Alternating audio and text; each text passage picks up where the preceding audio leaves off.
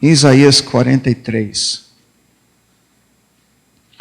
Hoje a palavra que eu tenho para ministrar é uma palavra diferente, tá? Eu espero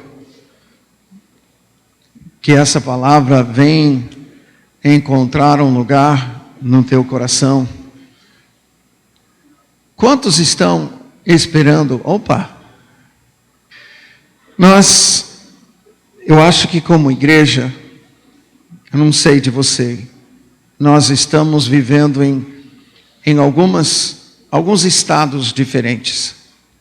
Muitos são recém-nascidos no Senhor e estão simplesmente tentando crescer e passar a fase de infância no Senhor. Então você não sabe muita coisa do que vai acontecer, onde estamos no reino de Deus e no desenrolar do plano de Deus sobre a terra, caminhando para a volta de Jesus e o estabelecimento do reino dele aqui. Você tem ouvido alguma coisa sobre isso, mas talvez não tenha um aspecto tão grande. Assim como uma criança quando nasce, os pequenininhos, eles não sabem que um dia eles vão ter que trampar, né? Eles vão ter que dar duro. Eles estão ali naquela infância, no bem bom, festejando todo dia, pensando em se encontrar com os amigos, sem muita responsabilidade. Talvez você esteja na adolescência, na juventude, onde você está estudando, porque você já percebeu, eita, eu vou ter que prestar contas logo, eu vou ter que trampar, eu vou ter que ser responsável. E talvez outras pessoas já, de tanto tempo, que você já cresceu em Cristo, se responsabilizou, você já até passou fases por momentos muito legais, mas você chegou no momento onde você está meio desacreditado. Você está meio, será?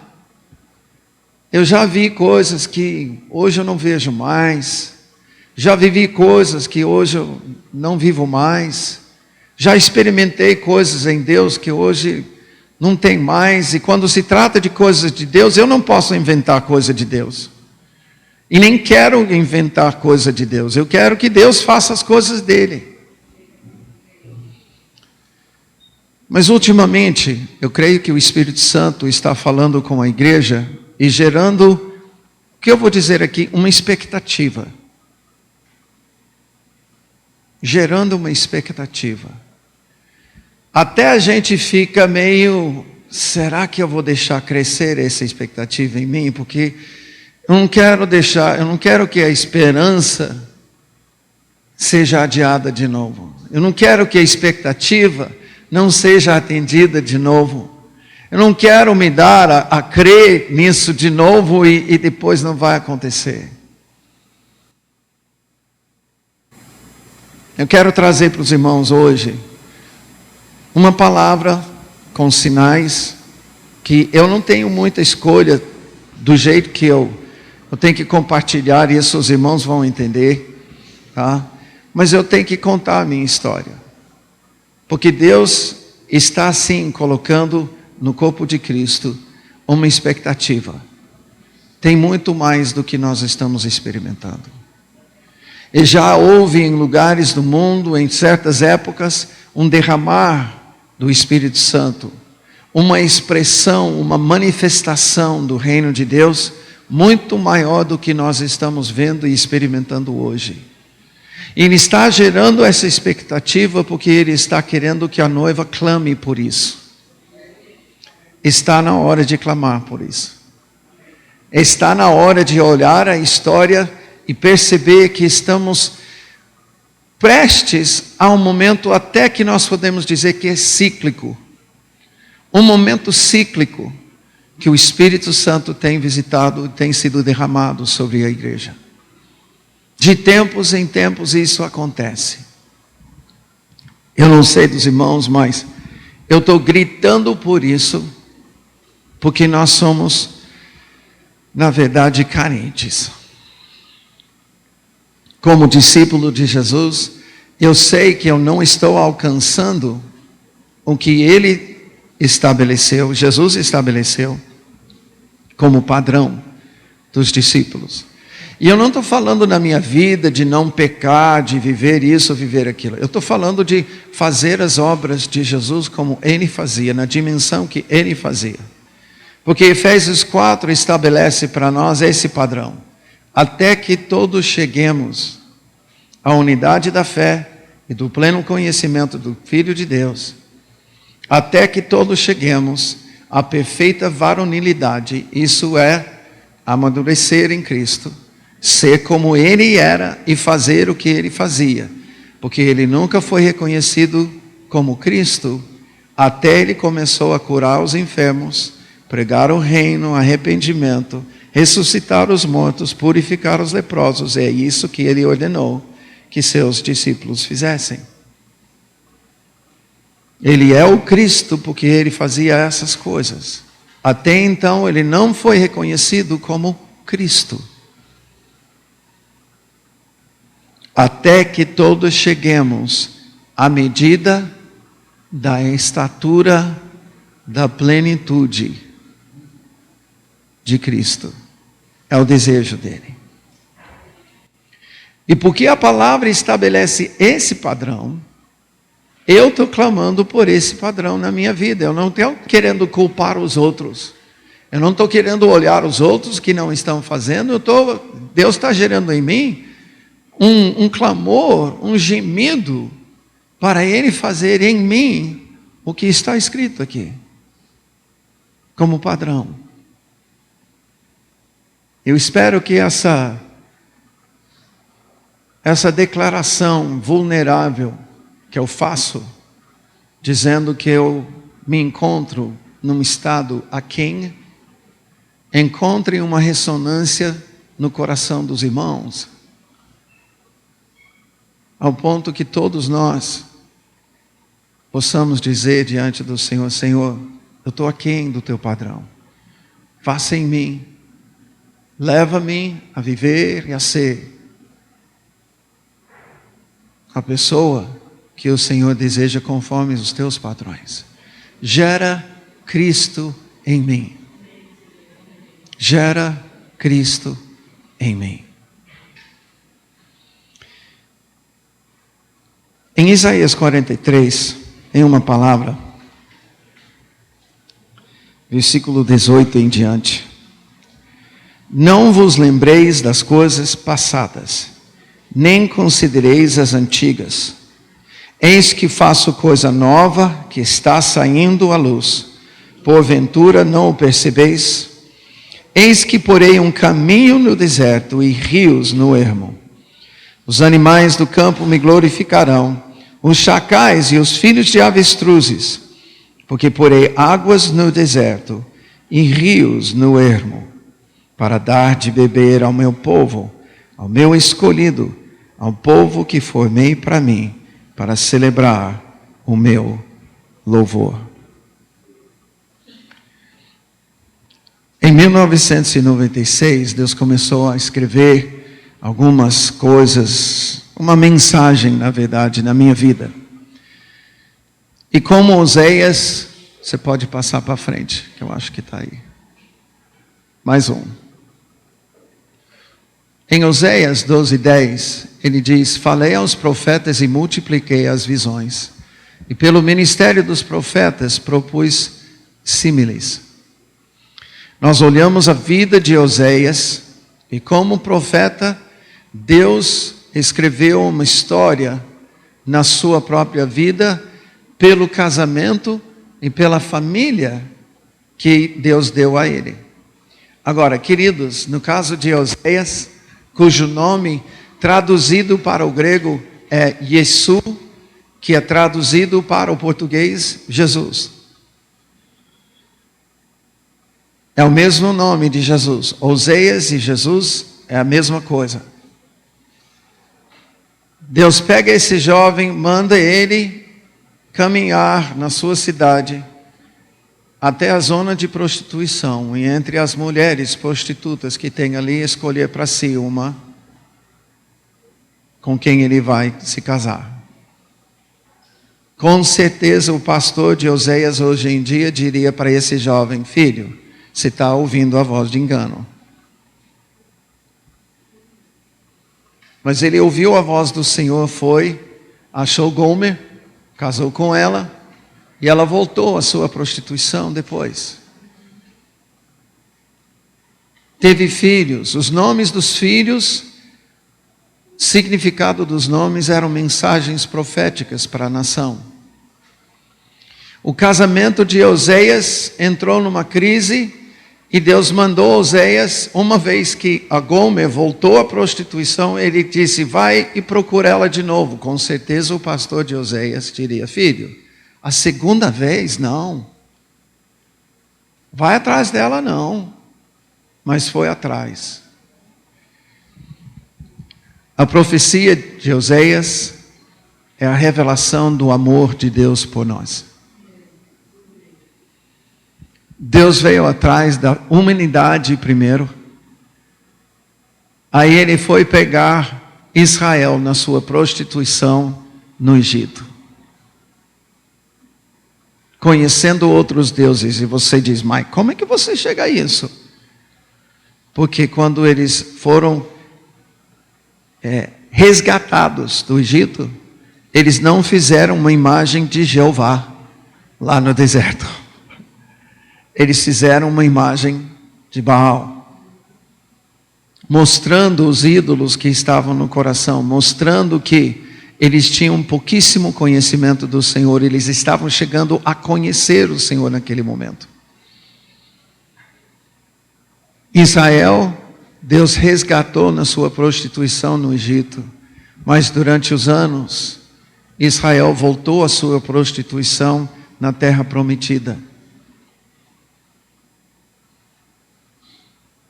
Com certeza, os pastores diriam: não, Senhor, não vai atrás de Israel de novo.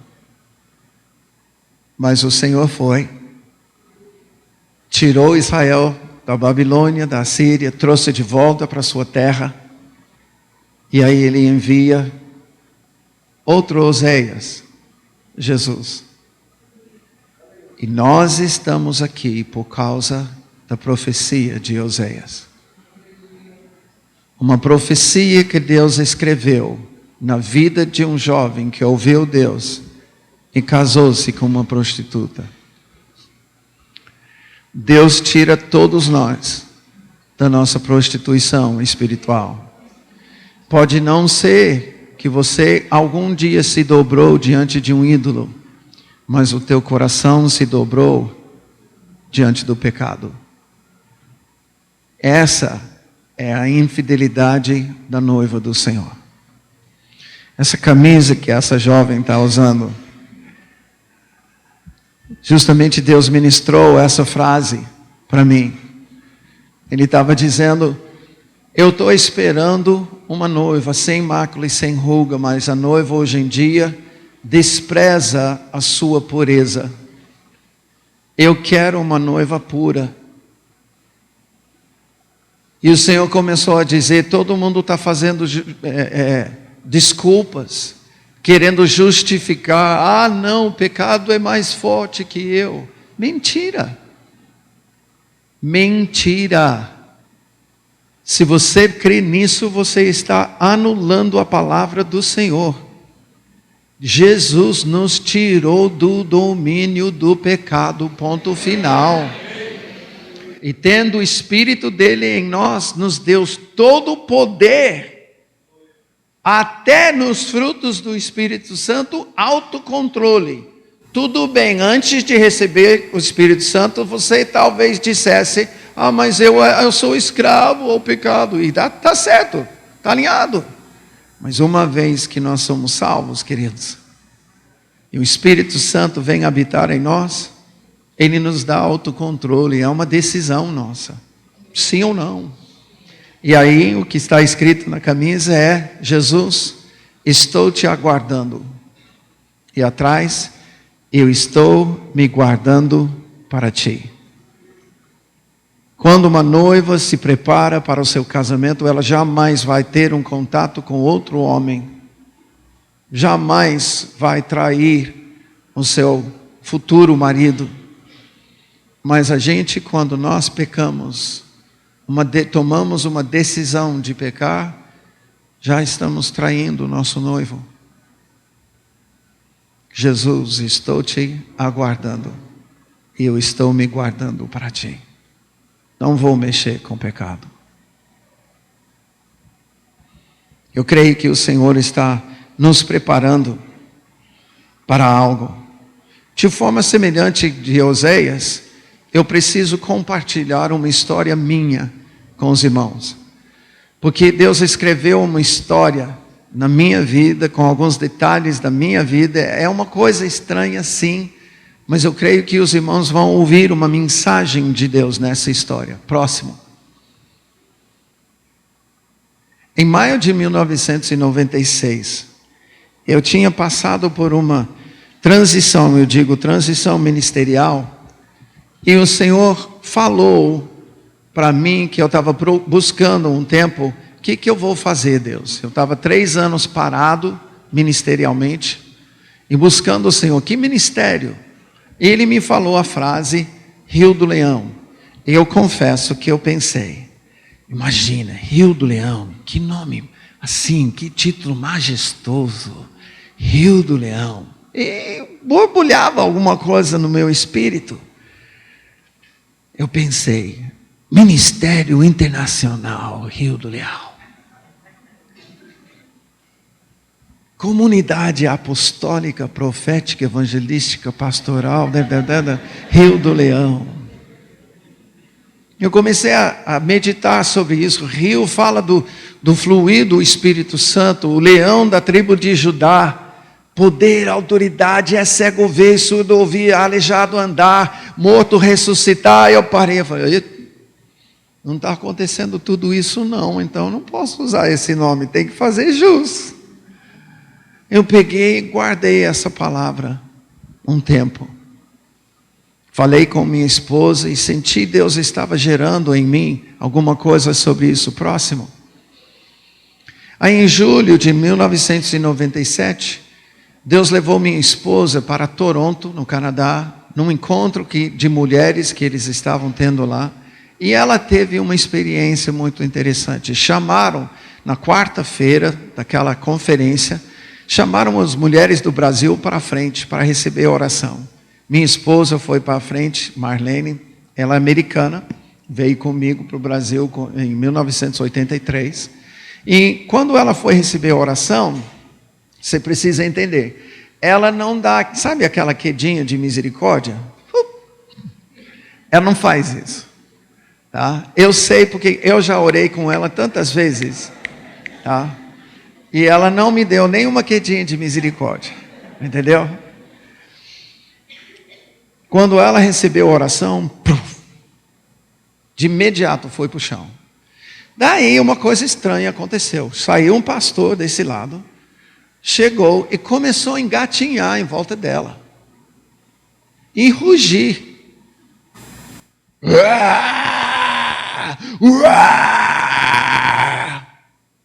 E gritava, Leo is in Rio!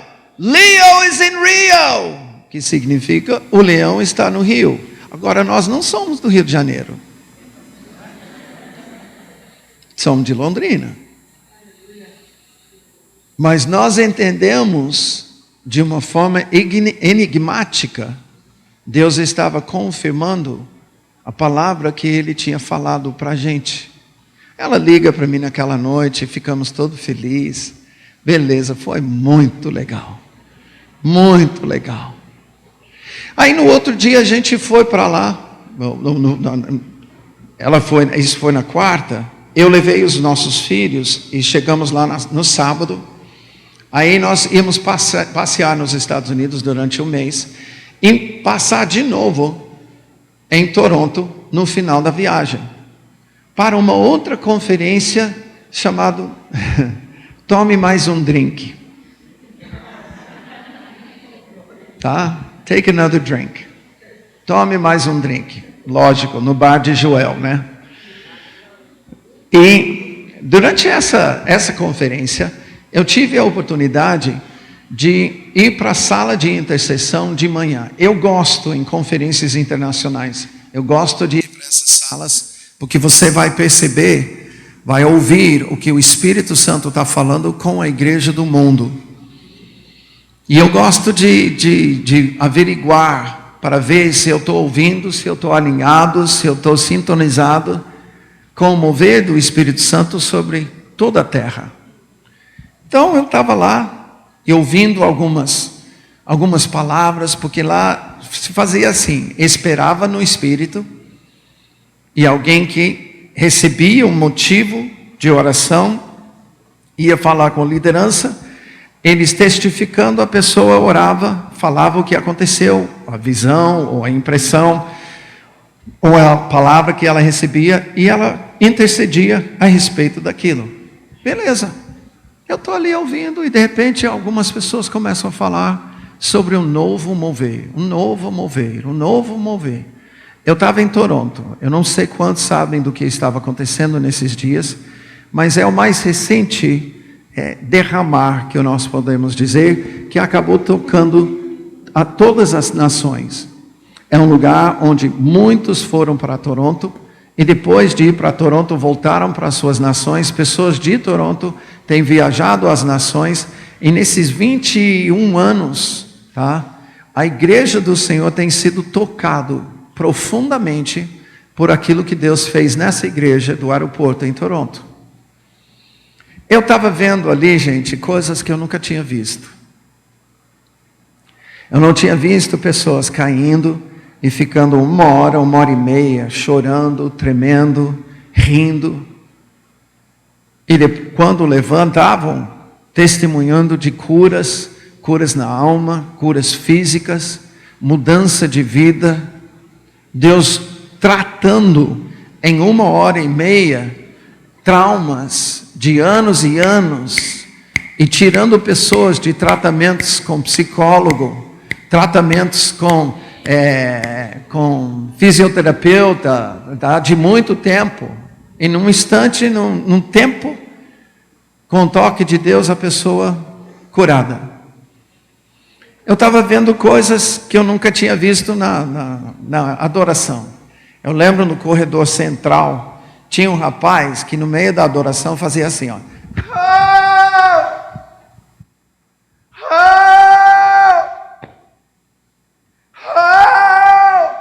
Eu olhando isso, que bicho está pegando ele, gente? Que coisa estranha, e nada da liderança tratar, ou falar, ou fazer alguma coisa. Eu pensei, que negócio é esse? Aí dali a pouco eu vejo o rapaz indo lá atrás, e ele entrou na porta do banheiro dos homens. Eu pensei, se ele fizer isso lá dentro, todo mundo vai sair correndo. Mas dali a pouco ele sai, volta para o lugar e... Eu aprendi que você não deve julgar uma manifestação sem falar com a pessoa, para saber o que ela está sentindo. E quando ele foi perguntado, o menino falou, às vezes no meio da adoração eu sinto a presença do Senhor como rei. Eu sinto a sua majestade se manifestar no nosso meio. E isso para mim é uma saudação, como se eu dissesse, salve ao rei! Você ouve isso e você pensa, poxa, aí eu pergunto, Jesus merece?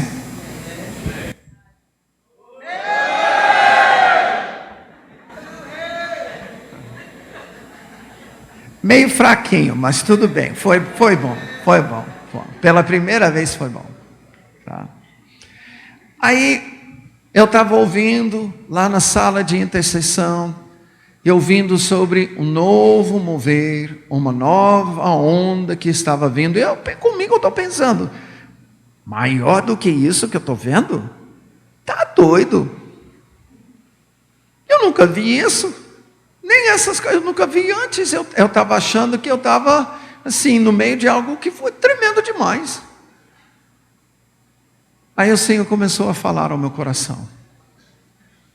Porque eu tinha pesquisado sobre esse mover em Toronto, e eu soube que nos anos 80 foram liberadas palavras proféticas que falavam especificamente desse mover no Canadá, que seria comparado com as cataratas de Niágara, que estão na divisa do Canadá com os Estados Unidos.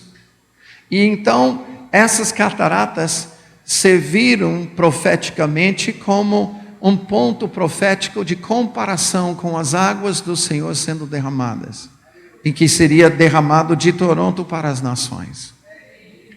E o Senhor começou a falar comigo e disse: Mike, você lembra o que você ouviu sobre esse mover que se compara com as cataratas de Niágara? Sim, Senhor. Ele falou: e quando você visitou as cataratas do Iguaçu, o que falaram para você? O que o guarda florestal informou vocês? Bom, ele contou da mulher de um presidente, Roosevelt, que foi visitar as cataratas do Iguaçu, olhou as cataratas do Iguaçu e declarou: pobrezinha da Niágara, porque as cataratas do Iguaçu são 12 vezes maiores que as cataratas de Niágara.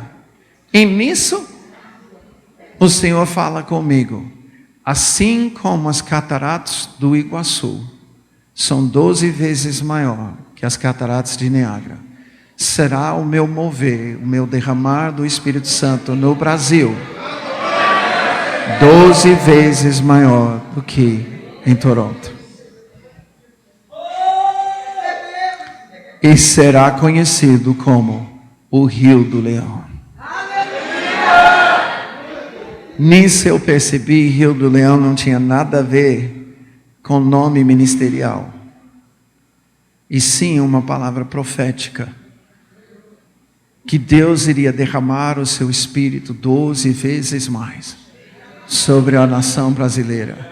Interessante, porque Iguaçu fica na divisa do Brasil e Argentina. Se você pegar e fizer o cálculo, por exemplo, volume médio das águas, você não vai encontrar essa comparação de 12 vezes mais. Aí tinha um rapaz no ministério, alguns anos atrás, e ele falou: Mike, eu já fui pegar todos os cálculos e eu não vejo nenhum 12 vezes mais em comparação com Niágara. Iguaçu e Niágara, eu não estou encontrando esse 12 vezes mais. Eu falei: cara, o guarda florestal falou isso lá, eu sei que ele falou isso. Se ele falou, ele baseou em alguma coisa. Você é matemático, vai fazendo os seus cálculos e vai achar por que Deus falou isso, porque eu ouvi isso de Deus, tá? Aí ele foi achar na sua magnitude. As cataratas do Iguaçu são controladas pela chuva. As chuvas no sul do Paraná e no norte da Santa Catarina, onde desaguam para o rio Iguaçu, é que determina o nível das águas no Iguaçu, tá? Nas cataratas. Na sua magnitude, Iguaçu foi medido, tá? 12,26 vezes maior do que a magnitude de Niágara, que quase não muda, porque são cataratas no fluir de um rio que não é afetado tanto pela chuva. E encontramos na natureza um sinal para as coisas espirituais. Agora, passa para frente. Nisso, volta. Isso, você já estava lá. Isso. Nós saímos de Toronto e o Senhor falou comigo para fazer algo. Ele falou: você é profeta, agora você entendeu a palavra profética. Volta para Londrina e no primeiro ano do ano de jubileu, no primeiro dia do ano de jubileu, profetize e flua Rio do Leão. Eu não sabia nada sobre o calendário judaico. Com essa barba todo mundo pensa que eu virei judeu. Não é, tá? Todo mundo pensa, porque eu toco um shofar, que eu fiz pesquisas sobre os toques certos. Todo mundo pede para mim, qual que é o toque certo? Eu falo, sei lá, toco no espírito. Quem vai me garantir que as coisas que estão sendo ensinadas sobre isso hoje, 2000 anos depois, são realmente assim? Eu não tenho garantia disso. Então eu sigo o que está aqui. O que eu sinto, eu toco. Eu procuro frear as minhas emoções, porque eu quero tocar no espírito. Eu quero tocar aqui na terra o que os anjos estão tocando nos céus. Aí sim vai ter eficácia. Mas, não sabendo nada, eu fui pesquisar e descobri que dia 1º de outubro daquele ano, 97, era realmente o dia do início do ano do calendário judaico, e foi um ano de jubileu. Beleza. Peguei, falei, mas Senhor, eu não tenho shofar. Eu não tinha esse na época, não tinha o outro de antigo, porque eu tenho em casa. Na semana anterior eu ganhei um shofar brasileiro, um berrante. Pode se escandalizar se você quiser, ou não se você quiser, Mas eu peguei o que Deus colocou na minha mão, reuni algumas pessoas em casa, nesse dia, e toquei.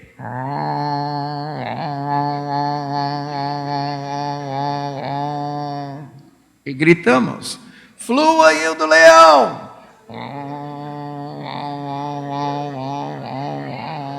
Flua aí do leão! E assim fizemos 12 vezes. Chegou no final, eu olhei para a galera, tendo certeza que Deus teria arrebatado alguém, teria dado uma visão para alguém, teria mandado um anjo falar. E aí, gente? Igual vocês. Nada.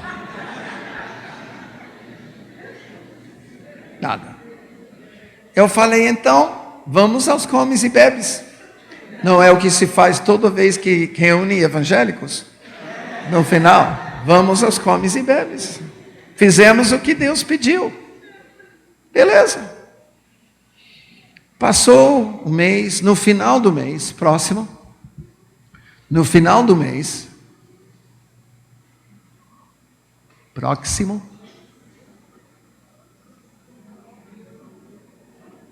isso, dia 31 de outubro, nós recebemos em Londrina um irmão de Singapura, chamado Lawrence Kong. Ele pastor, trabalha com células, e ele estava ministrando numa igreja de Londrina, porque eu falo um pouquinho de inglês, pediram para eu traduzir. Então, beleza, estou ali traduzindo e tal. E esse irmão, no final, ele orou com todos os pastores presentes. Eu traduzi todas as profecias, todas as orações. Ele chegou e falou, tem mais alguém? Olhei. É minha vez. Aí ele, como de Singapura, ele é um asiático meio baixinho assim, impôs a mão sobre minha cabeça. Ele orou. Ele disse, tu és o leão de Londrina, levanta e ruja. Não sabendo de nada, eu não levantei, eu não rugi, eu caí e chorei. E eu sei que eu não sou o leão, mas eu sou leãozinho. Interessante é que Deus mandou esse irmão, próximo. Vamos ver se eu estou certo na minha. Tu és próximo. Esse irmão, que pena. Pois é. Esse irmão, deixa eu só falar uma coisa, porque eu acho que não está aqui nesse conjunto. Esse irmão se tornou mais um sinal, porque o nome dele, Lawrence, é traduzido para português, Lourenço. E nós temos uma água mineral chamada São Lourenço. Quem conhece? São Lourenço é a única água que sai da terra gasificada. Interessante isso. Agora, mais interessante é que essa água São Lourenço tem um logomarca. Alguém lembra do que é o logomarca? É a cara de um leão com água saindo da boca. O Rio do Leão. Mais ainda, Singapura, Singa significa leão, pura significa cidade. O Lourenço veio da cidade do leão. Profetizou: tu és o leão de Londrina, levanta e ruja. Onde na terra do Brasil tem a água São Lourenço, cujo logomarca é o leão com água saindo da boca, Rio do Leão. Eu sei que é doideira, mas já está começando a ser muita coincidência para ser coincidência. Tá? E nisso, no outro dia, eu fui para a Argentina, e no dia 2 de novembro, e aconteceu, eu não sabia, eu fui levado por um amigo meu, para uma conferência que se faz na Argentina todo ano, o Edgardo Silvoso, e a gente estava lá. Eu encontrei, na hora da inscrição, eu encontrei com um profeta chamado Chuck Pierce. Ele é um americano, muito conhecido hoje, e ele tinha me conhecido alguns anos antes na Coreia. Quando ele me viu, me reconheceu, a gente começou a conversar, ele falou: Mike, a gente vai fazer uma reunião de oração amanhã de manhã, você quer participar? Eu falei: claro, quero ouvir. E lá, nessa reunião, teve umas 50 pessoas, intercessores e profetas do mundo inteiro, e a gente adorando. Sabe aquela hora que você pensa: eu não conheço ninguém aqui, eu vou me soltar? Alguém já viveu isso? Tá? Ninguém mais vai me ver amanhã, eu vou entrar na presença de Deus sem medo de ser feliz. E eu estou lá, eu conheço a música que eles estão cantando, eu pus tudo de mim, adorando ao Senhor.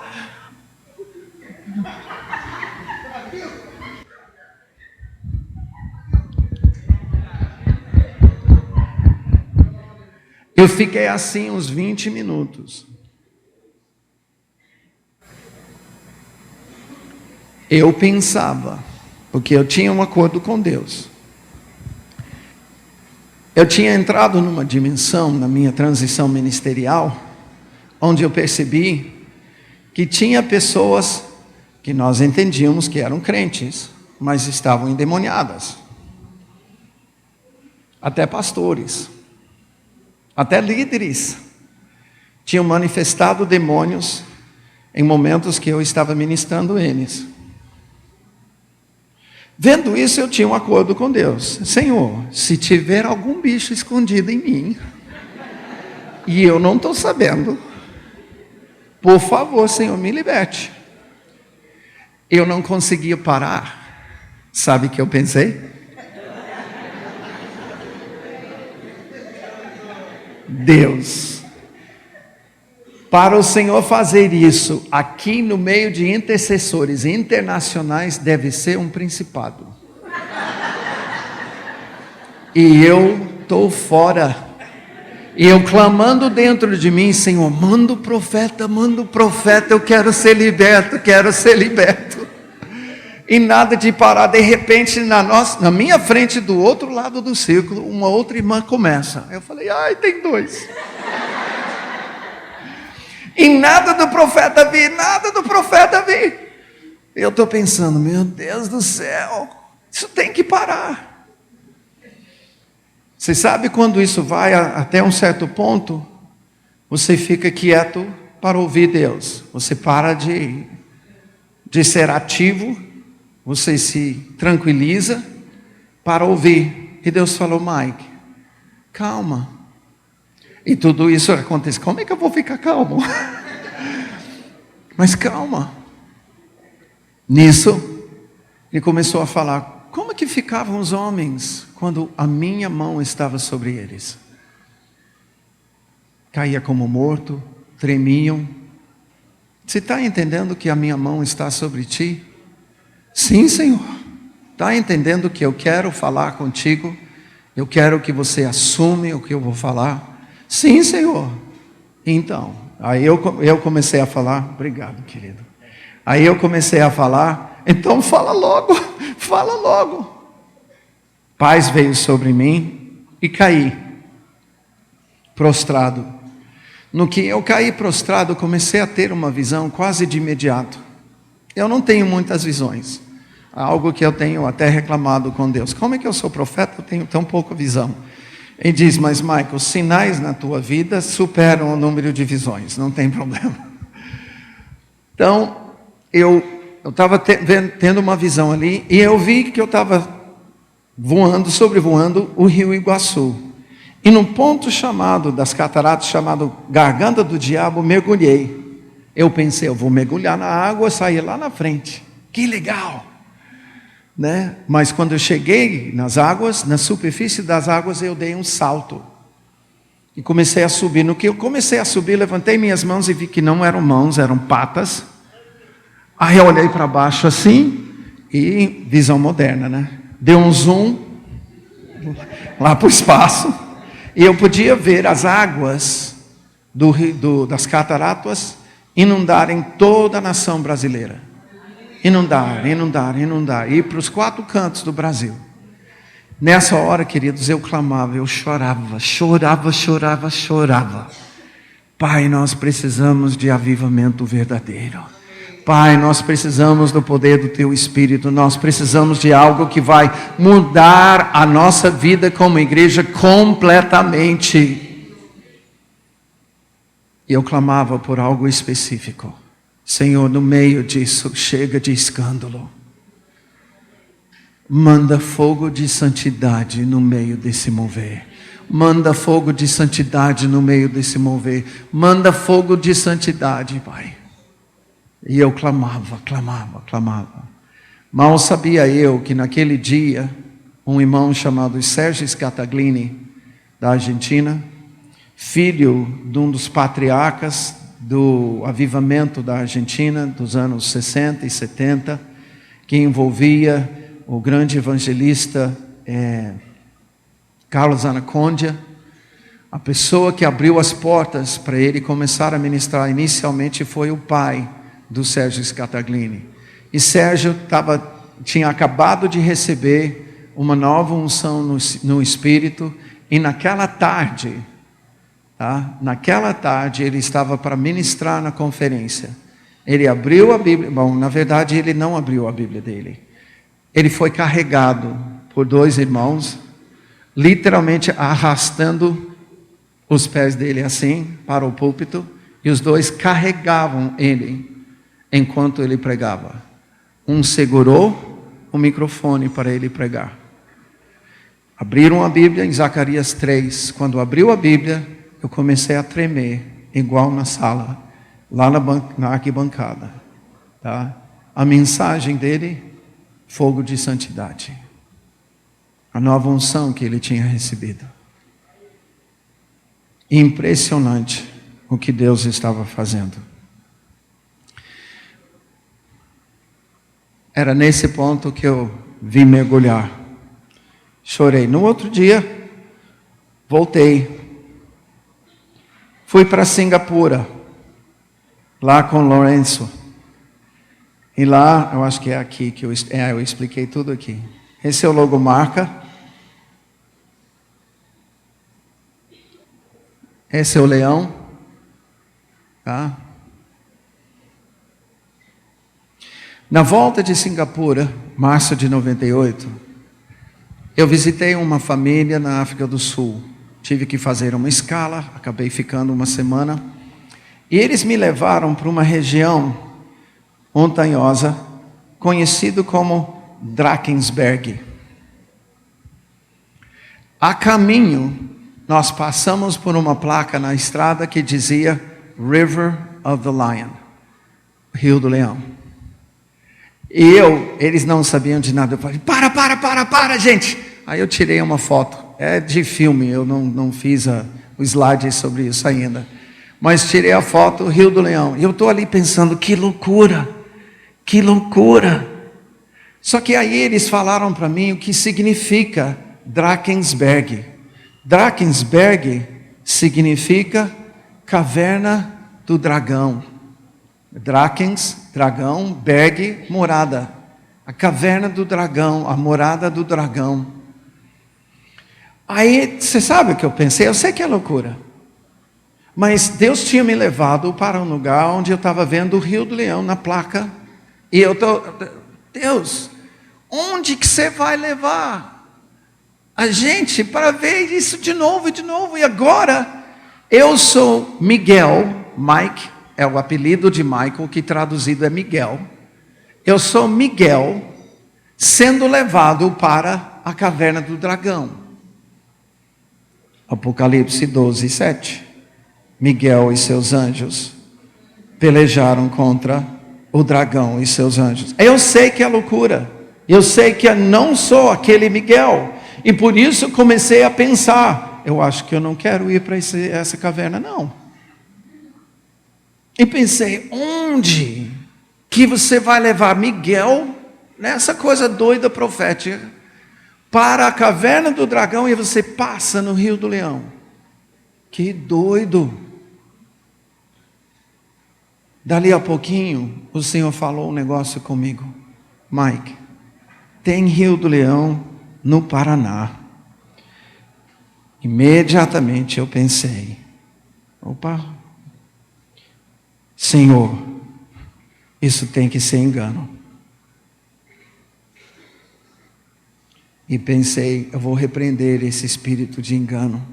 Está amarrado em nome de Jesus. E o Senhor falou, calma Mike, eu estou fazendo tudo isso, você está pedindo para alguma coisa dessa? Falei, não. Ele falou, eu estou escrevendo uma história, eu estou escrevendo na tua vida, porque isso é sinal e símbolo para essa mensagem. Eu falei, ok, está doido, mas ok. Voltei para o Brasil em maio de 98, eu estava em Curitiba. E eu estava falando sobre algumas coisas, símbolos e sinais proféticos. E chegou no final uma irmã, que é irmã de um homem que eu conheci lá em Belo Horizonte. E ela veio se apresentar para mim. Eu sou fulana, irmã de fulano, de Beltrano, papapá. Mas eu não sei porquê, mas tem algo a mais. Eu não estou apenas me apresentando. O Espírito Santo está me dizendo que tem algo a mais. Aí primeira coisa que me passou na cabeça, o que você faz? Eu trabalho no departamento de cartografia do Estado.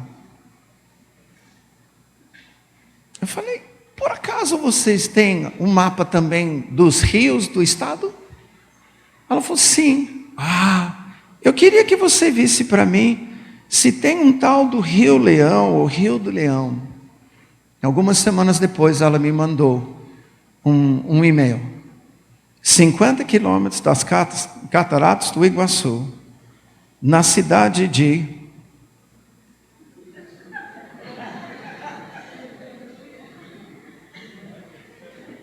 Parece que eu estou inventando as coisas, né? Na cidade de São Miguel do Iguaçu, tem o Rio Leão. Tá doido? E o Senhor disse, você precisa saber a história. Aí eu fui pesquisar a história. Nos anos 70, Brasil, Paraguai resolveram fazer a barragem, a hidroelétrica Itaipu, que significa pedra que canta. Não parece igreja que adora? Que era a maior geradora de energia do mundo. Quem tem ouvidos? A maior geradora de energia do mundo. Foi a cidade, São Miguel, foi a cidade mais inundada, tá? De toda a região naquela época. E tiveram que mudar a cidade própria dentro do município. Tiveram que mudar a cidade que estava à beira do Rio Paraná, tá? Para um outro local. E escolheram colocar na beira do Rio Leão. Justamente, alguém lembra aqui que ano que fecharam as comportas e fizeram o lago Itaipu? Se não, foi 1983. Acontece que foi justamente, Eu pedi o resto se puder ajudar aqui alguém, eu pedi o resto dos slides. Justamente eu vim em 1983. Sabe o que eu pensei? Em toda essa coisa doida que está sendo escrito em mim, eu pensei, peraí, Senhor, o Senhor mudou uma cidade por minha causa? Justamente no ano que eu vim é que mudou? Ele falou, mais ou menos. Na verdade, você vai tomar coragem para falar sobre isso. Mas eu estou fazendo um sinal na tua vida para falar para toda a nação que eu vou derramar o meu Espírito 12 vezes mais sobre a igreja brasileira. Em seguida, no final do ano, Sérgio Scataglini veio para o Brasil. E pediram logo eu para traduzi-lo. Foi para São Paulo, foi muito legal. No final da primeira noite, ele, menor que eu, argentino, mais ou menos dessa altura assim, ele pegou o seu nariz assim, que é costume dele, ele concentra. De repente ele põe a mão sobre o meu ombro. Nisso, eu já comecei a bambear. E eu não sou muito disso, Mas segurei o púlpito. Ele disse, Mike, o Espírito Santo me mostra algo que Ele está fazendo contigo. Ele está te fazendo sinal e símbolo para essa nação. A gente não tinha conversado nada. Tomei coragem com isso. Comecei a falar com algumas pessoas individuais sobre essa história. Chegou em julho de 99 e eu estava em Bauru. Essa parte é muito importante. Eu estava em Bauru. Pode passar para frente. Estava em Bauru em julho de 99 e um irmão, pastor Raul, chegou em mim. Ele falou, Mike, você tem um shofar? Eu falei, não. Eu vi que ele estava meio contrariado, entendeu? Aí ele contou uma história. Ele falou, eu viajei agora para os Estados Unidos, eu estava em Los Angeles e eu queria um shofar. E no carro que eu estava, tinha alugado um carro, eu fui tentando achar, eu fui procurando lá nos becos, eu fui procurar uma loja de judeus para comprar um shofar, achei. Eu pedi para o cara, eu quero o maior shofar que você tem, aquele que é fácil de tocar, que tem um som majestoso. E eu trouxe para o Brasil. Mas quando eu pisei no avião lá em Los Angeles para voltar, Deus falou, esse shofar não é teu. É do Mike. E ele contando tudo isso para mim, contrariado. Ele perguntou primeiro, você tem um shofar? Não. Ele já percebeu, eu vou ter que dar. Aí ele chegou e falou, mas você sabe que eu não ouvi não. Eu peguei, ungi, tirei aquele cheiro, tratei, levei para minha congregação, certo de que todo mundo ia vibrar na hora que eu tocasse. Eu peguei, turú, turú, turú.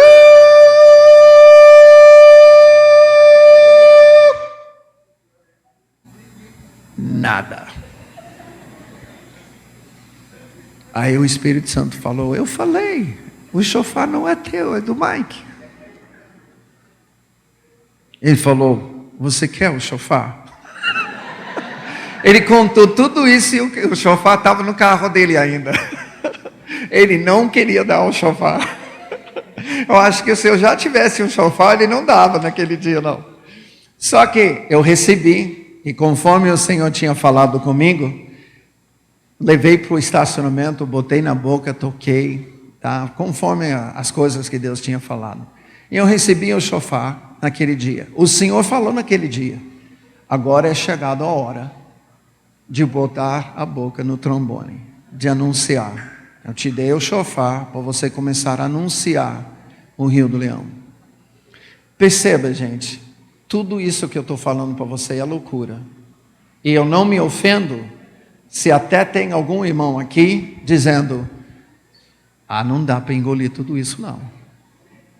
eu não me ofendo não. Só peço por você ir até Deus para perguntar: Deus, esse negócio que ele está falando, é isso mesmo?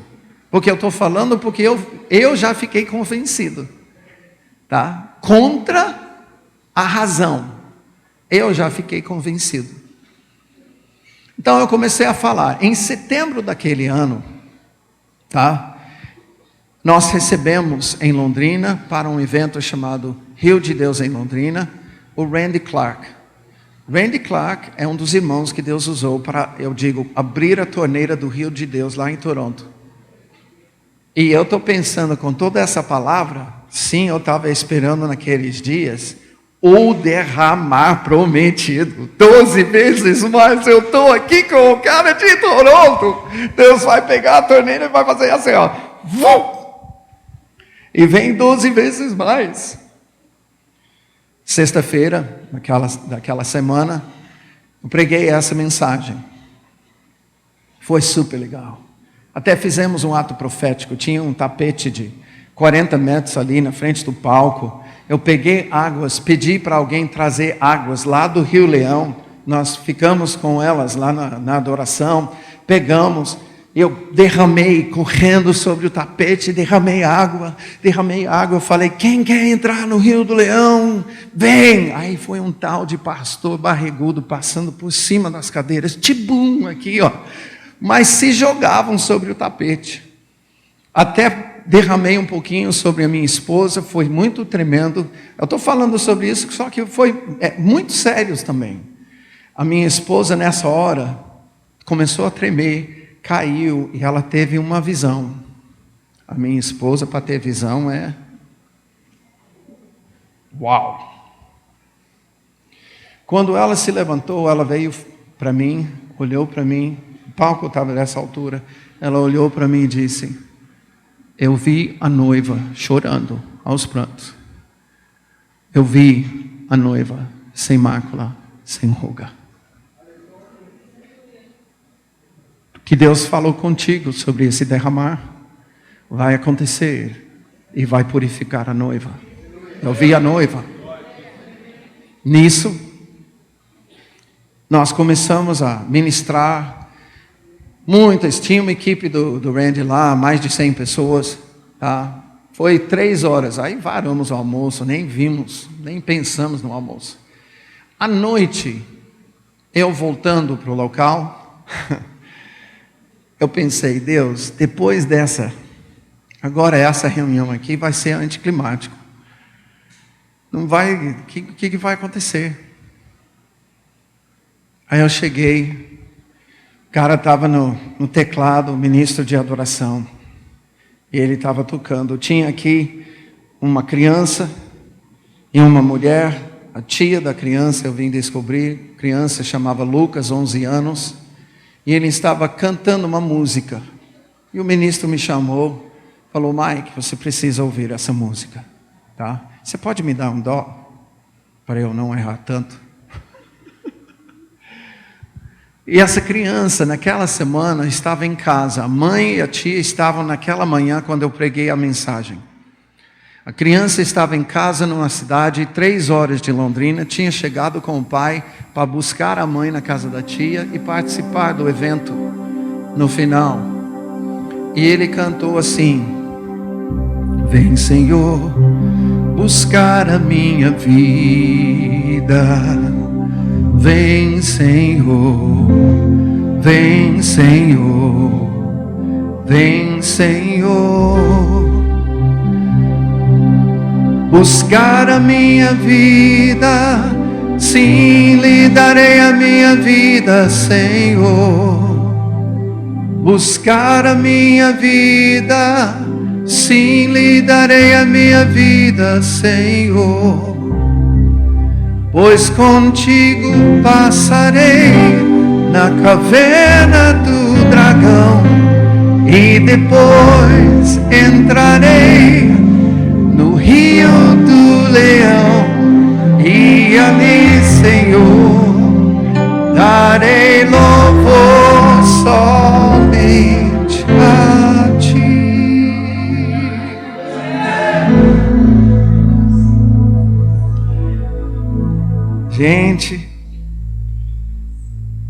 uma criança de 11 anos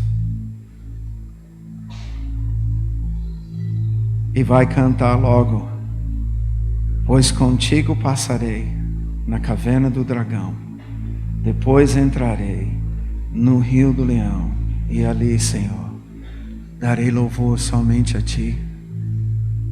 Eu chorei, peguei esse menino no colo, abracei. Naquela manhã, você precisa entender, para mim, teólogo, mestrado em teologia, uma vida ministerial dentro de uma igreja bem tradicional, eu estava colocando toda a minha vida ministerial em jogo naquela manhã. Você já ouviu alguma mensagem como essa que eu estou pregando? Sugiro que não. É doideira. E nisso, eu percebi que antes de eu pregar na sexta-feira, Deus deu uma música para Lucas para confirmar a palavra na quarta. Deus já estava agindo. Então hoje eu posso dizer: vem um derramar do Espírito Santo 12 vezes mais. E eu tenho certeza disso. A gente fez um ato profético nas cataratas do Iguaçu no ano 2000. Tá? E nesse momento foi ao momento que a gente gravou o nosso CD Rio do Leão. Quantos conhecem? Alguns. O que eu não contei durante anos e anos foi algo que no final flua o Rio do Leão, prim. E nessa hora meu colega olhou para cima e chegando no estacionamento, descendo de ônibus, quem estava, vocês já leram, né? Quem chegou?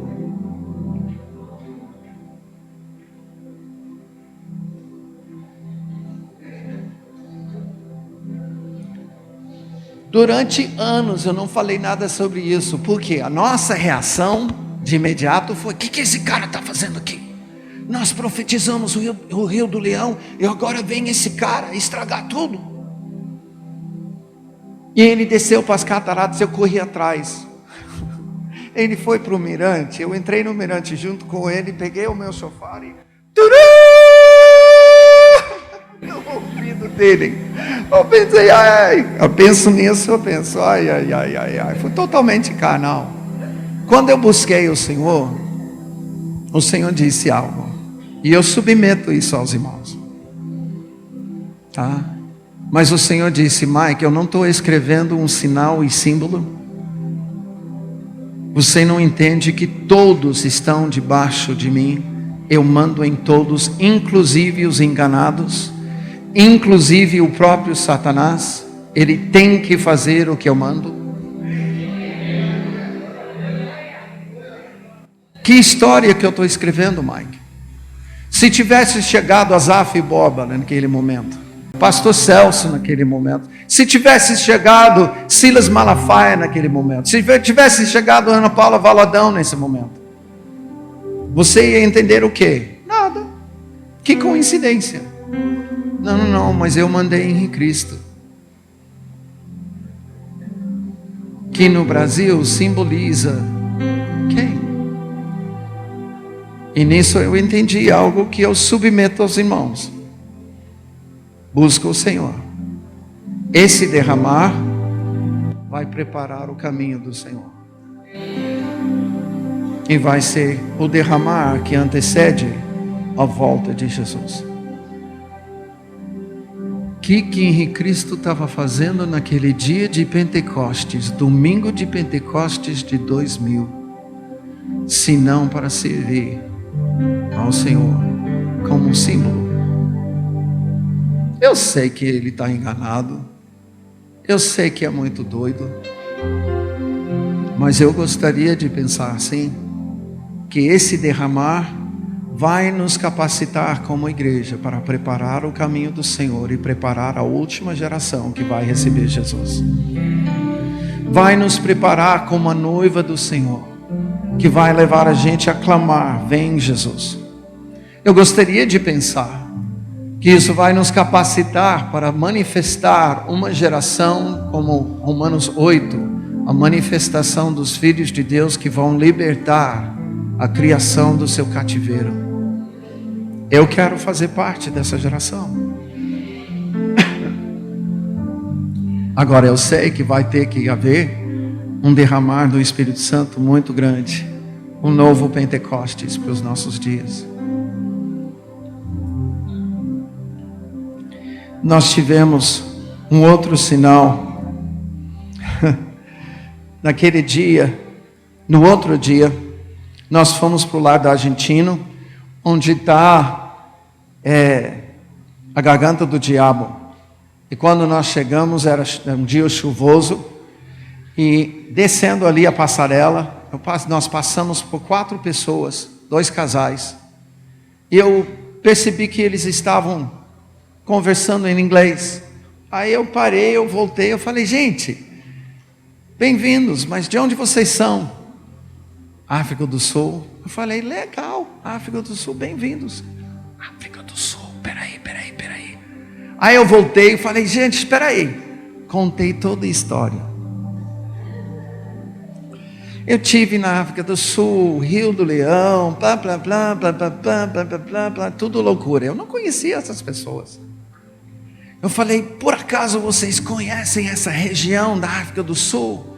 E eles: somos de lá.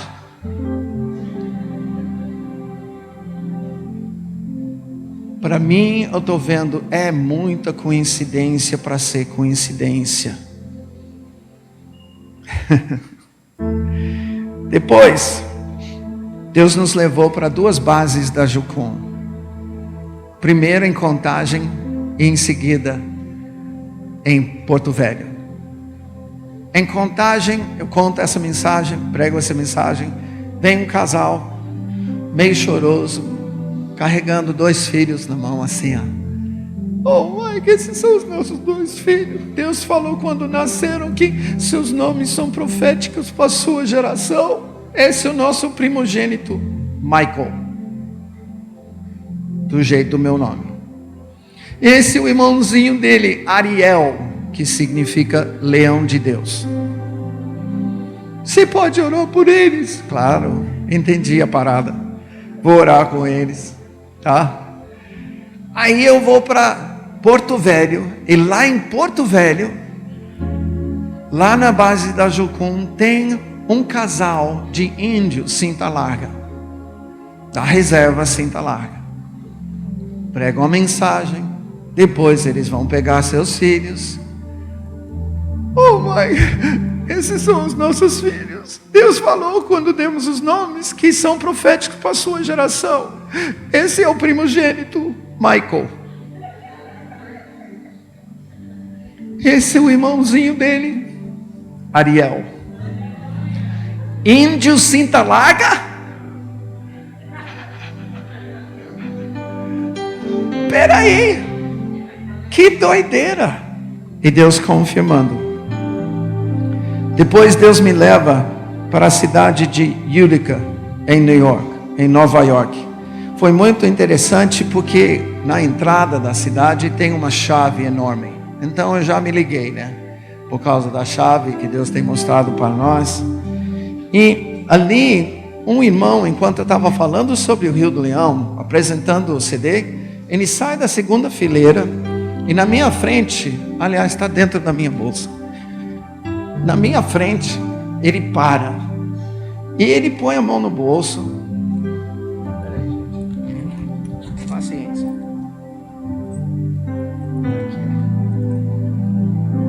Ele põe a mão no bolso e segura um negócio. Ele parou na minha frente e interrompeu, na verdade. Eu falei: mano, eu posso te ajudar? Ele falou: sim. Deus manda, eu saí de casa, Deus mandou eu voltar para casa. Você tem que entender. Durante uns 2, 3 anos, eu tinha visto sobre esse dedo aqui um anel de selar. Eu falava para minha esposa: o dia que eu ganhar um anel com cara de leão, eu vou saber que Deus selou essa palavra. E é só uma questão de tempo. Isso eu falei com tudo que eu tinha recebido de sinal, tudo isso. Mas Deus está dizendo para mim que vai me dar um anel com cara de leão. Eu estou lá, o cara está segurando. E de repente ele tira da mão e me dá o anel dele.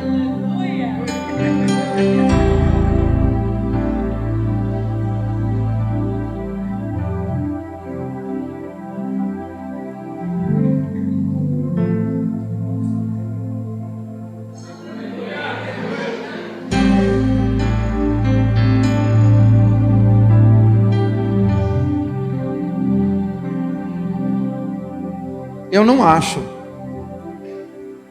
que Deus vai derramar 12 vezes mais. Eu sei. É uma questão de tempo.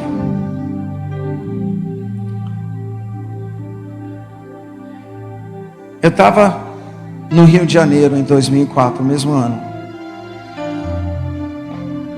No meio da adoração, eu começo a sentir e ouvir.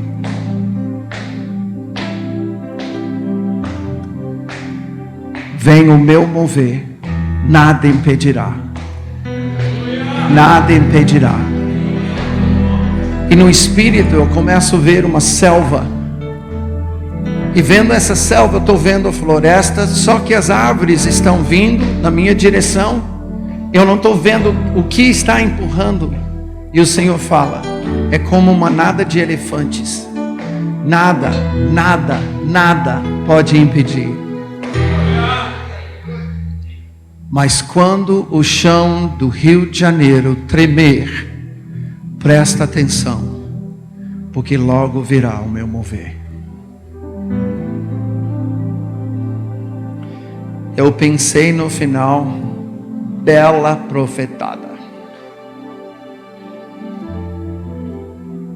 Os antigos aqui têm lembrança de terremotos em terra brasileira. Para os jovens, tá? Sim. Para os antigos, a gente não tem terremotos aqui. Até cientificamente, não devíamos ter. Porque não estamos numa falha ou numa emenda de placas tectônicas. Estamos no meio de placas tectônicas. E quando que Rio de Janeiro tinha tido um tremor de terra na história? Nunca. Guardei a palavra. Passou o tempo.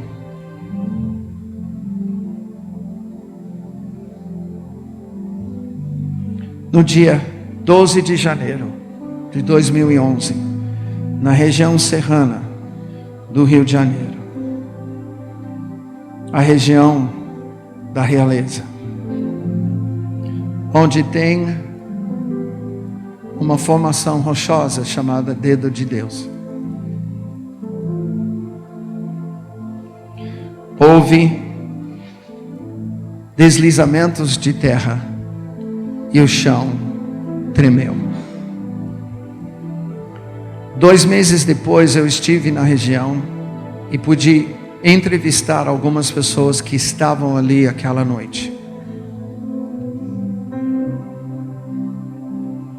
Uma pastora com quem eu falei tinha chegado de tarde e ela afirmou algo para mim. Eu pedi, me conta o que aconteceu que não está sendo notificado nos jornais. Ela falou 2 coisas. O número de mortos é 10 vezes o que eles estão dizendo.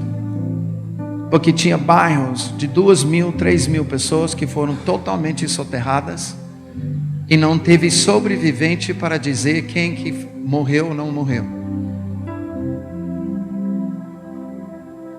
Vai muito além. Aí eu confirmei isso com várias outras pessoas. Depois ela falou, mas uma coisa aconteceu naquela noite. Todo mundo aqui sabe.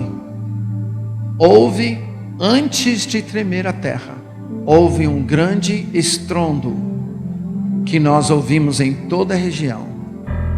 E o chão tremeu.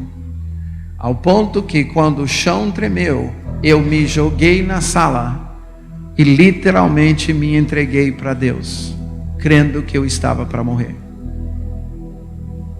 O deslizamento não veio logo em seguida, veio algum tempo depois.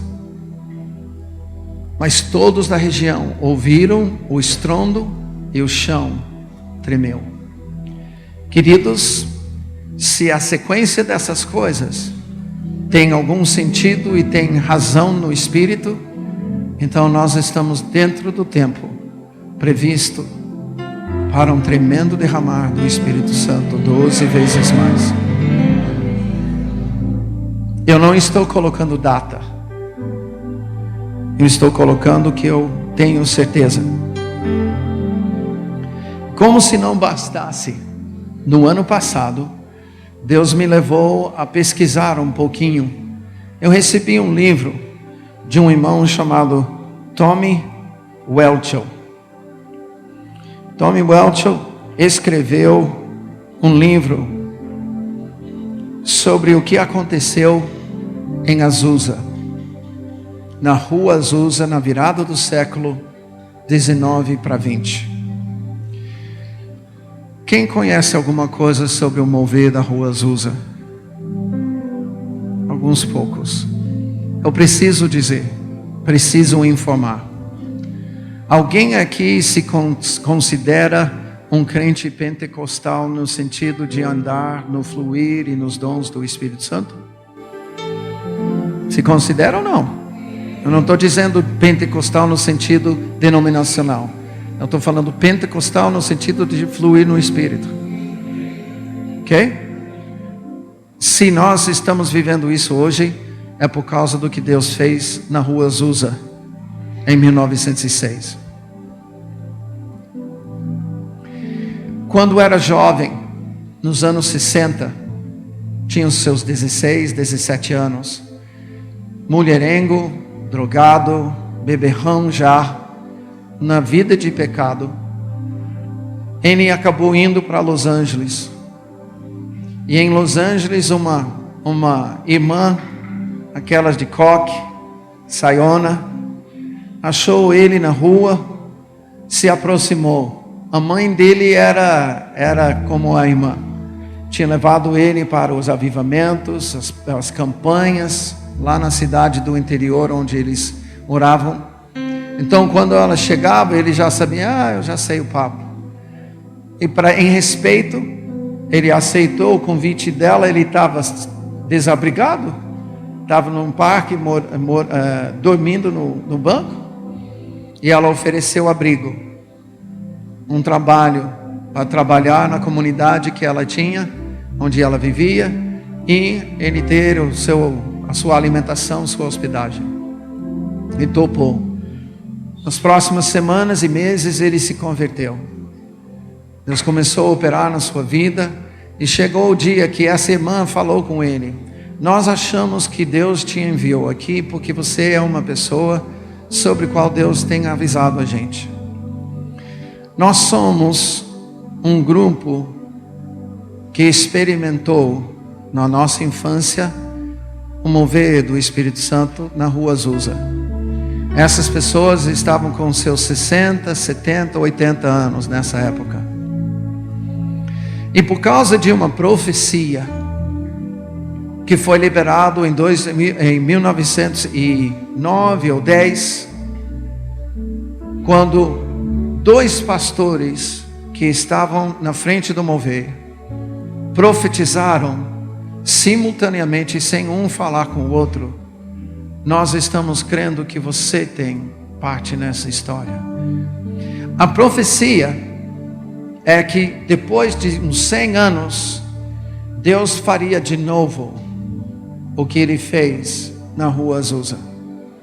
Esses 2 líderes profetizaram na mesma hora, em estados diferentes, sem falar um com o outro, que depois de 100 anos, Deus iria derramar, como ele derramou em Azusa, só que seria ao redor do mundo.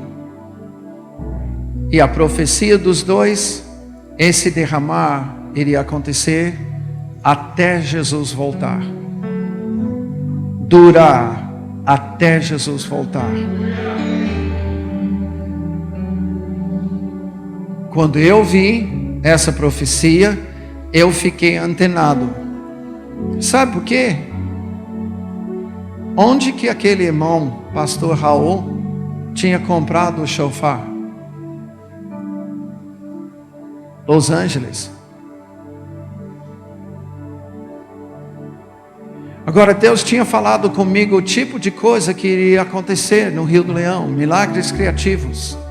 Pessoas até com especializações em relação a curas e milagres que Deus iria ministrar através delas. O sacerdócio de todos os santos. E uma presença de Deus onde não houvesse necessidade de pregar. A própria presença do Senhor ministrava e pregava para o espírito das pessoas.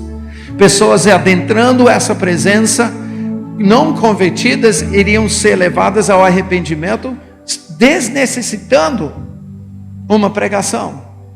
Pessoas afastadas ou desviadas já iriam cair na presença do Senhor.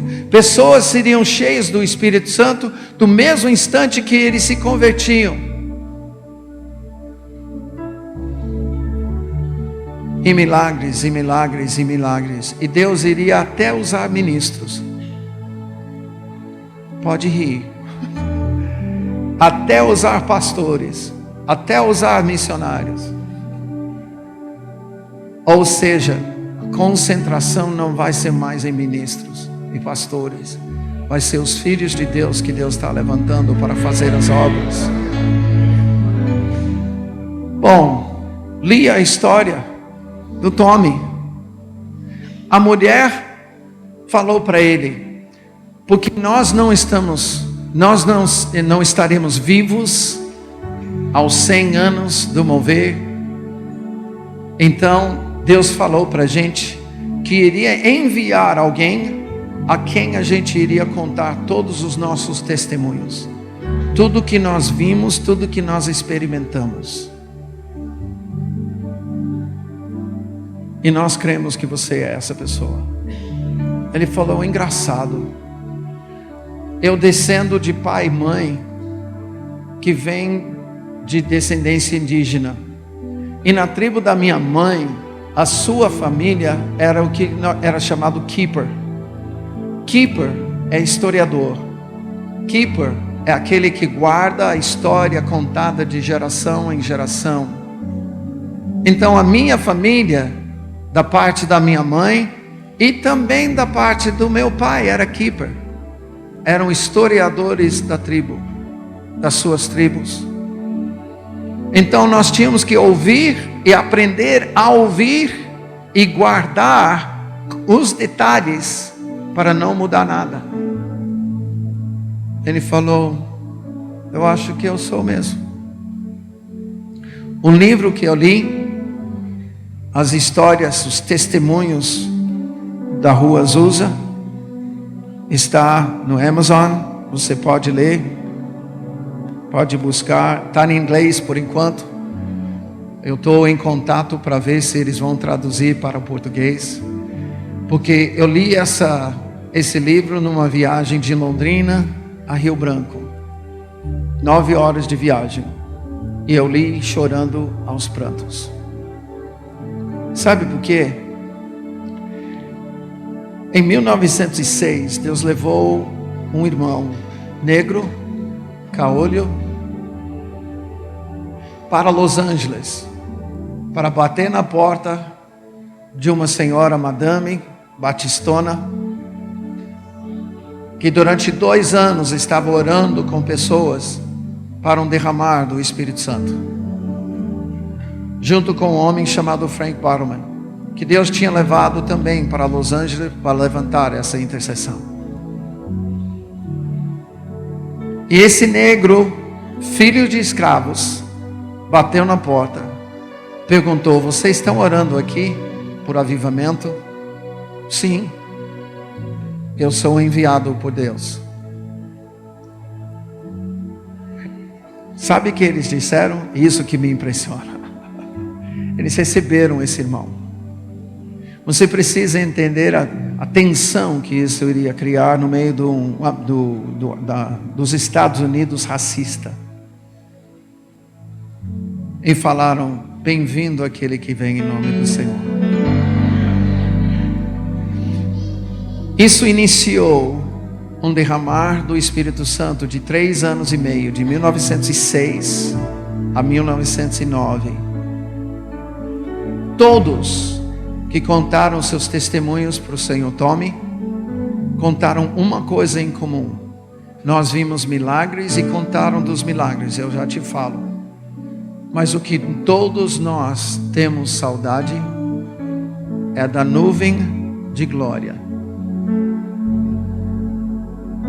presente durante 3 anos e meio, visível 1 metro do chão, visível, às vezes mais espessa, às vezes mais densa, tão densa que as crianças brincavam de esconde-esconde na nuvem.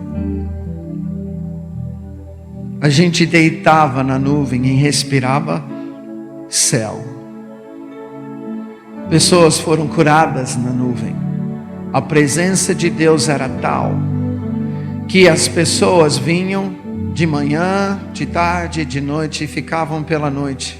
A porta estava aberta o tempo todo e pessoas estavam presentes o tempo todo. Eles faziam 3 cultos ao dia: de manhã, de tarde e de noite. De manhã, de tarde e de noite, durante 3 anos e meio, sendo anfitrião da presença de Deus. Os bombeiros da cidade foram algumas vezes, porque acima do prédio havia chamas.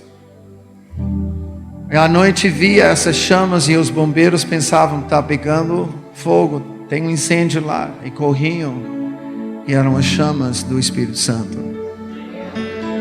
Pessoas chegavam na estação de trem, tal era a presença de Deus que alguns quarteirões do salão, as pessoas desciam na plataforma, já caíam no Espírito Santo, eram curadas, começavam a falar em línguas, começaram a ter experiências com o Senhor.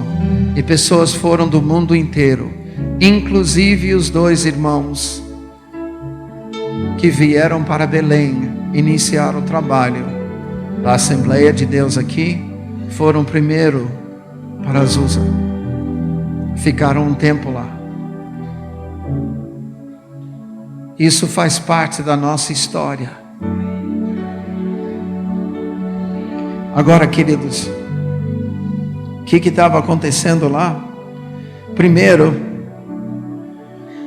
a ministração era de crianças, jovens, mulheres de casa, homens, empresários e ministros, sacerdócio de todos os santos.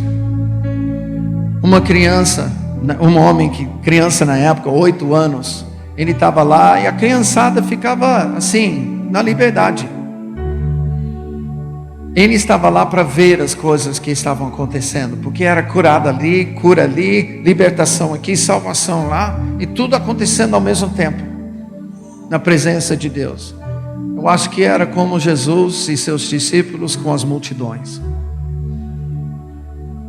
Nisso ele está ali e ele dá para trás, ele esbarra com um homem, olha para o homem e vê que é um homem, ele está cego, o homem está ali, olhando, mas ele cheira mal, bêbado, fedido. Ele falou para o homem: posso te ajudar? O homem disse: esse não é o lugar que as pessoas são curadas. O menino disse: sim, aqui em Azusa, porque foi a fala de todo mundo, aqui em Azusa todos são curados. Ele falou: então, eu sou cego, quero ser curado. O menino de 8 anos. Então eu posso orar? Pôs a mão no braço do homem, orou simples: recebe sua vista.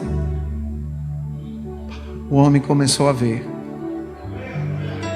Esse homem se converteu, se tornou um pastor nesse mover, levando para outros lugares esse derramar. se tornou um pastor numa das denominações que nasceram. A Assembleia de Deus nasceu nisso, Quadrangular nasceu nisso, Igreja de Deus Pentecostal nasceu nisso, e outras denominações nasceram nesse mover do Espírito Santo.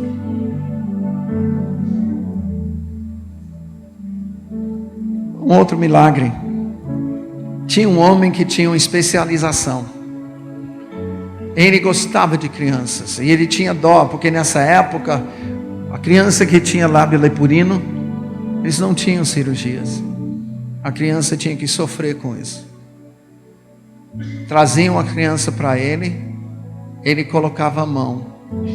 Mais de 100 casos comprovados durante esse tempo, onde o Senhor fez a cirurgia, fechando o lábio, endireitando os dentes, dando dentes novos, reformando o céu da boca, completamente curando lábio leporino com todos os seus traços. Uma jovem nas suas 15, 16 anos, tinha que pegar um caixote para ela ministrar, mas ela brincava. Nessa época, Los Angeles é fronteira, é pioneirismo, muitas pessoas tentando avançar na vida, muitas pessoas sofrendo, muita gente com problemas nos dentes, e pouco dentista. Vai para lá, tem gente sem dente, tem gente com dente podre, e a menina orava. Ela botava a mão na boca da pessoa, e Deus fazia cair tudo que era dente podre na mão dela. Ela jogava no chão e ela apontava com o dedo na gengiva até sair o novo dente. Aí ela falava: aqui, agora aqui, agora aqui, agora aqui. E ela brincava de dentista, enquanto Deus dava todos os dentes de novo na boca das pessoas. Teve um dia milagres criativos. Um dia que um homem com elefantíase, sabe aquele, tem um documentário sobre um português que passa na televisão. Ele tem aquela cara que criou tumor e fecha a boca, fecha os olhos, fecha o nariz. Pois é, enquanto oraram ali, esse homem, não o mesmo de Portugal, mas um homem com essa doença, tá? De repente começa a secar, até ficar normal. Um homem que estava com perna de pau, um dia ele foi pedido Pastor Seymour. Pastor Seymour, nesse mover, ele ficava no meio do povo, ele não ficava no palco. Ele ficava com um caixote sobre a cabeça. Ele não queria ver o que estava acontecendo para não ser influenciado pela carne. Ele queria uma ligação com o Espírito Santo. E a gente pensa que hoje, não, mas se deixar isso vai avacalhar tudo.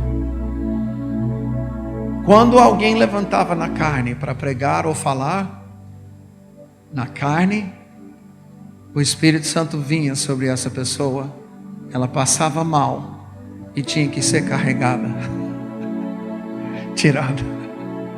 O próprio Espírito Santo estava se encarregando de cuidar dos excessos.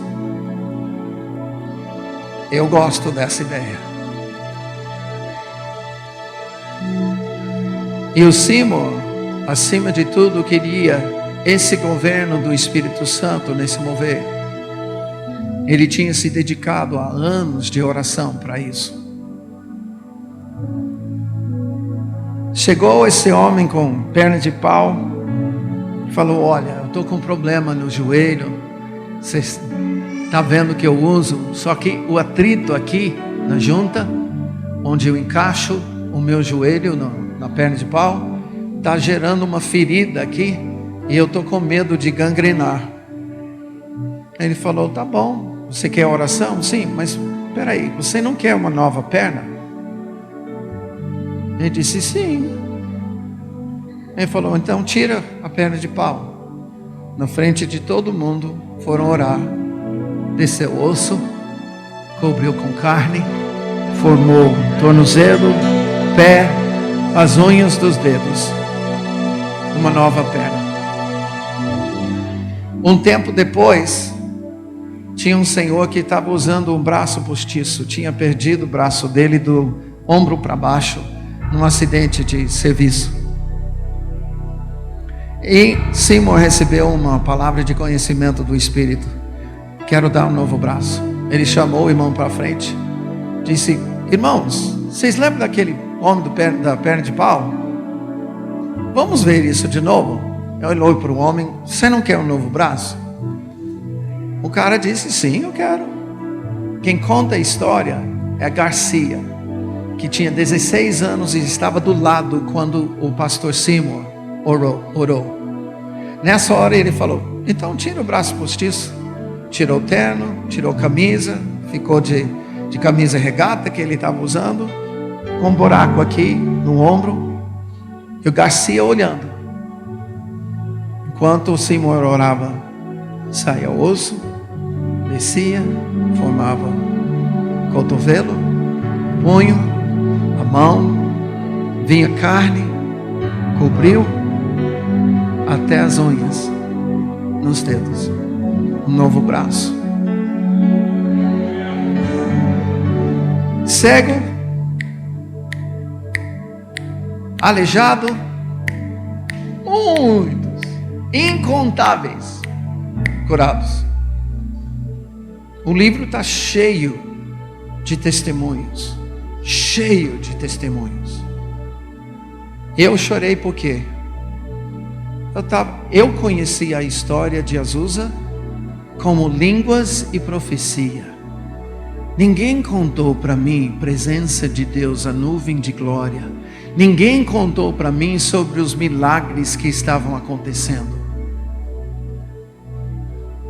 Queridos, um pouco mais de 100 anos atrás, o céu desceu sobre a terra em Los Angeles e Jesus ministrou durante 3 anos e meio através dos seus discípulos, crianças, jovens, adolescentes, mulheres de casa, empresários e ministros. Eu estava ouvindo coisa que eu nunca tinha ouvido, não contaram isso para mim. E a profecia, depois de 100 anos, vou fazer de novo, mas essa vez ao redor do mundo. Por que eu me liguei nisso?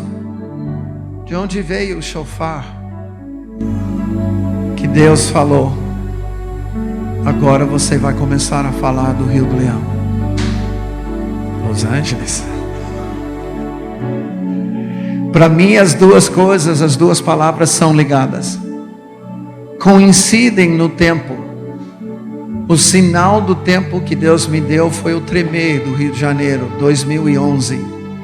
A palavra a profecia de Azusa completava 100 anos, 2010, 2011, mesma época. A grande questão que eu vejo: onde estão aqueles que querem clamar por isso? Eu falei com o pastor agora há pouco. Eu estou assim. Eu estou clamando: Senhor, eu já não quero mais essa vidinha de crente que eu estou vivendo. Eu já não quero mais uma vida pacata, uma vida onde a gente está vivendo, sim, uma certa comunhão com o Senhor, mas sem grandes sinais da tua presença ou do teu mover. Estraga-me, surpreenda-me. Eu quero ser gasto. Sou moeda no seu bolso, pode me gastar.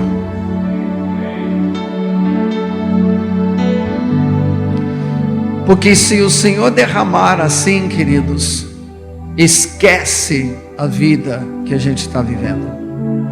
Esquece. Tudo muda. Tudo muda. Você não vai ser o mesmo no serviço, você não vai ser o mesmo na escola. Se acontecer uma coisa dessa aqui, esquece a rotina que a igreja vive hoje. Em qualquer local, se isso acontecer, esquece a rotina, porque a rotina nós vamos ter que atender à visitação de Deus. É como que quantos viram aquele filme Todo-Poderoso 2? Lembra? Aquele cara que é Noé de Nova York. Lembra? Tem uma hora que Deus fala com ele, Morgan Freeman fala com ele. Ele diz: esses são meus projetos, esse é meu projeto que eu estou pedindo para você fazer. E o cara olha para Deus e ele fala: e os meus projetos? A resposta, lembra qual foi?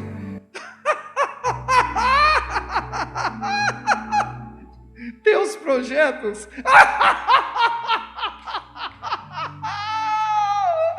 Você me faz assim, teus projetos.